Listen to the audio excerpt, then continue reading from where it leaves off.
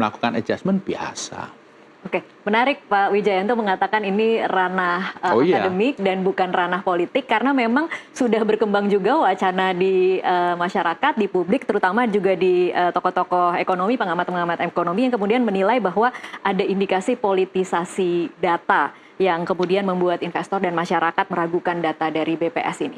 Tapi saya ingin kembali lagi mungkin Pak Wijayanto untuk kemudian kita mengkritisi PMTB yang tadi 6,99. Sri Mulyani, Menteri Keuangan, mengatakan bahwa rasionalisasi dari angka yang begitu tinggi itu ada pembelian mesin yang disebut naik hingga 25,3%. Kalau menurut Anda, masuk akalkah ketika kemudian tiba-tiba di bagian akhir pelaku usaha dalam kondisi ekonomi yang seperti ini tiba-tiba membeli mesin dalam jumlah sebesar itu?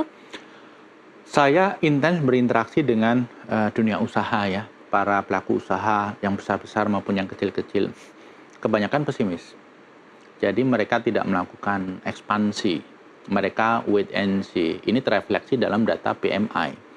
Tapi kan data PMI itu tidak mengcover investor-investor asing yang mereka akan invest di KEK. Mereka sudah mulai memasukkan barangnya, capital goods-nya. Ini kan tidak masuk dalam ranah apa yang tadi saya bahas. Barangkali juga tidak masuk dalam survei PMI. Karena survei PMI dilakukan kepada pengusaha yang sudah berproduksi. Apakah, kira-kira pertanyaannya seperti ini, apakah Mbak Tasya sebagai production manager di pabrik A itu akan meningkatkan produksi bulan depan? Kalau di bawah 50 berarti enggak. Kenapa? Karena pesimis, demand-nya akan rendah. Nah, ini kan terjadi pada perusahaan-perusahaan yang sudah beroperasi. Investor-investor yang akan masuk ke Indonesia yang dari Cina, dari berbagai negara lain, itu tidak masuk dalam survei ini. Makanya perlu ada keterbukaan informasi sehingga semuanya jelas, dari cautious, dari kewaspadaan, kekhawatiran oleh para ekonom. Itu bisa jadi setelah ada diskusi terbuka justru menjadi support luar biasa.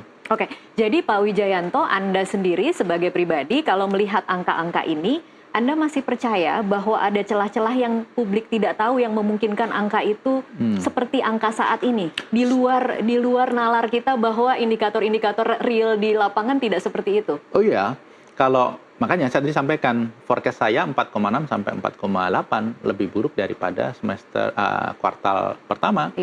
Ada banyak faktor yang nanti kita bisa jelaskan detailnya. Tetapi ketika ada data dari BPS yang ternyata sangat jauh berbeda, ya attitude saya dan saya rasa attitude banyak observer, banyak ekonom adalah, wah angkanya berbeda. Bagaimana mereka menghitungnya? Yuk kita duduk, kita berdiskusi, tolong transparan, kita diskusikan sumbernya dari mana supaya ada kesepemahaman.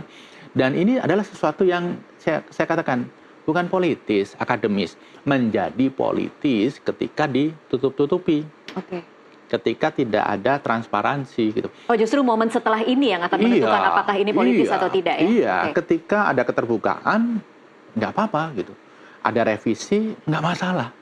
Ini biasa di mana-mana. Tetapi kemudian ketika tidak... Biasa terjadi di semua sektor, Pak? Di BPS beberapa kali terjadi, saya sudah sampaikan. Di banyak negara juga terjadi, bahkan India itu beberapa waktu yang lalu itu merevisi ukuran GDP-nya karena menggunakan perhitungan yang baru, merevisi jumlah uang beredarnya karena menggunakan mekanisme perhitungan yang baru.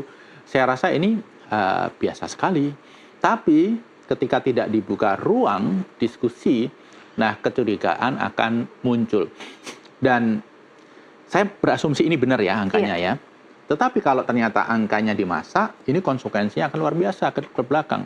Jadi orang bijak bilang, kebohongan satu itu harus ditutup oleh puluhan kebohongan.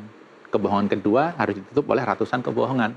Jadi jangan sampai masuk dalam jebakan itu. Kembali, ini asumsi yang worst case scenario. Saya masih yakin angkanya benar, sehingga sangat ditunggu diskusi terbuka membahas angka-angka itu.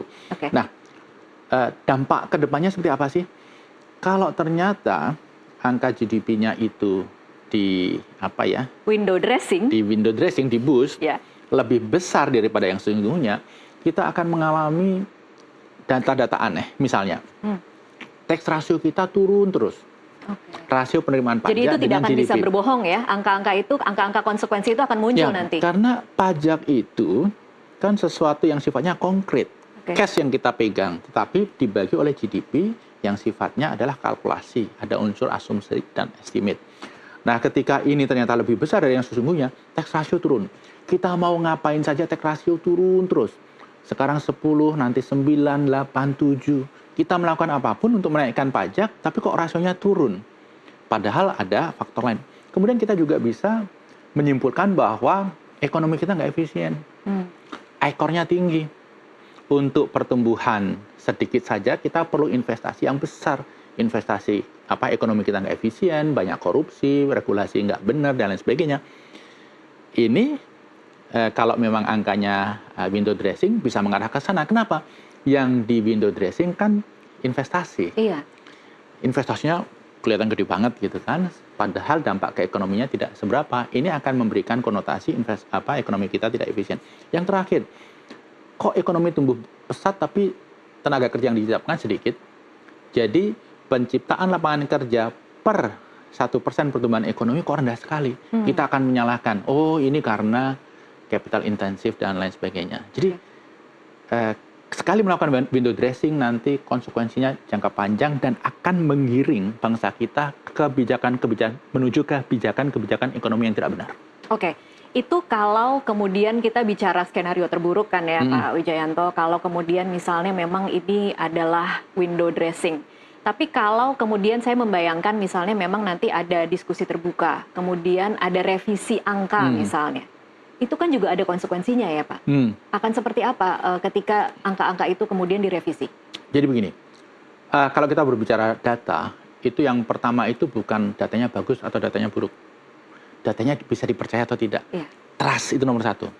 Apapun angkanya, yang penting trust itu masih ada. Kalau saya melihat situasi seperti ini, saya akan mengatakan 4,6-4,8% angka saya itu terlalu rendah. Saya siap untuk menjust ke atas. Oke, batas atasnya Pak Wijayanto sebenarnya berapa? Kita diskusi dengan teman-teman dari BPS bagaimana mereka menghitung. Karena kalau kita melihat apa yang dijelaskan oleh Pak Menko Perekonomian, Pak Erlangga, apa yang disampaikan oleh Bu Sri Mulyani, itu ada benarnya. Masuk akal? Masuk akal, hanya kita perlu detailnya, sampai mekanisme perhitungannya. Dan proses ini menurut saya akan menjadi proses yang bagus sekali, proses edukasi bagi semua pihak, termasuk bagi para ekonom-ekonom. Oke. Kalau kemudian tidak direvisi, Pak Wijayanto, anggap saja memang ini dibulatkan ke atas begitu atau window dressing ya. Anda membayangkannya atau Anda memprediksinya akan seperti apa nota keuangan 15 Agustus mendatang? Nah itu makanya akan mengarah pada kebijakan-kebijakan ekonomi yang disconnect dengan reality. Jadi akan sangat positif sekali ya? Kita akan menghasilkan misalnya alokasi APBN yang salah, yang tidak optimal, tidak sesuai dengan kebutuhan. Karena ternyata situasinya seperti ini, yang dilakukan seperti ini. Yaitu tadi, disconnect dengan reality. Kita berpijak kepada data-data yang tidak tepat, padahal sesungguhnya situasinya seperti itu. Data ini, ibarat kita nyetir mobil, itu adalah dashboard. Angka-angka, temperatur, kecepatan, GPS, dan lain sebagainya. Ketika pilot driver mobil itu mengacu pada data-data yang salah, jadi arah mobil sendiri juga bisa salah. Salah-salah bisa kecelakaan. Bisa nabrak ya Pak ya?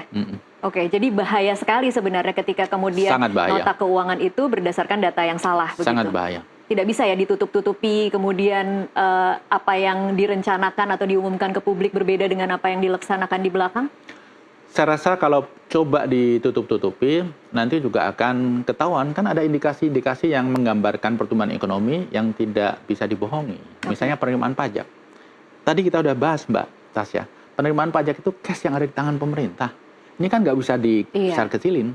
Tetapi GDP itu adalah angka yang ada unsur asumsi, ada unsur estimate, begitu. Oke, jadi untuk saat ini Pak Wijayanto dengan kondisi kita tidak tahu nih harus percaya atau tidak karena publik kan mungkin merasa seperti itu ya. Kita merasa tidak berdaya karena data BPS kan biasanya memang data yang biasa kita percaya. Kemudian pertanyaan itu timbul dari para ekonom yang kemudian juga membuat para investor, para pelaku ekonomi kemudian menjadi bertanya-tanya. Di titik ini bagaimana caranya publik, masyarakat awam bisa mengawal agar data-data ini memang kemudian bisa dipertanggungjawabkan? Iya, makanya begini. Asumsinya ini benar sampai terbukti tidak benar. Dan kalaupun terbukti tidak benar, kemudian bukan ada gejolak macam-macam, ada kebohongan publik macam-macam, bukan. Ini masalah statistik, masalah akademik. Tapi harus ada yang bertanggung jawab dong Pak Wijayanto kalau seperti itu? Jadi betul, asumsinya benar sampai terbukti salah. Salah atau benarnya dari mana? Diskusi terbuka tadi.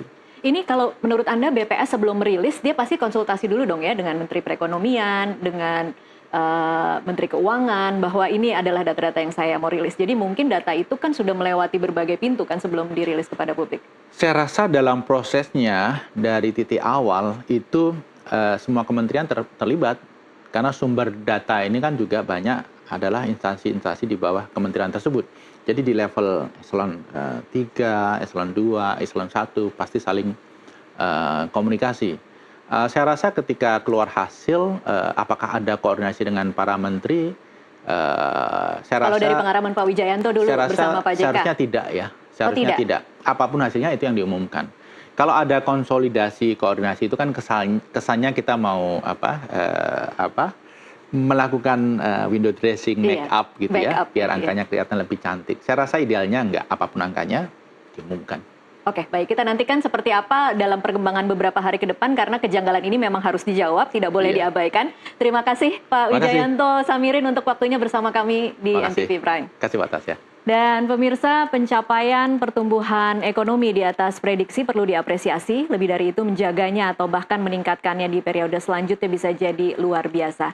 Saya Tasya Liutmila mewakili rekan saya Nastiti Lestari dan seluruh kerabat kerja yang bertugas mengucapkan terima kasih atas perhatian Anda. Sampai jumpa.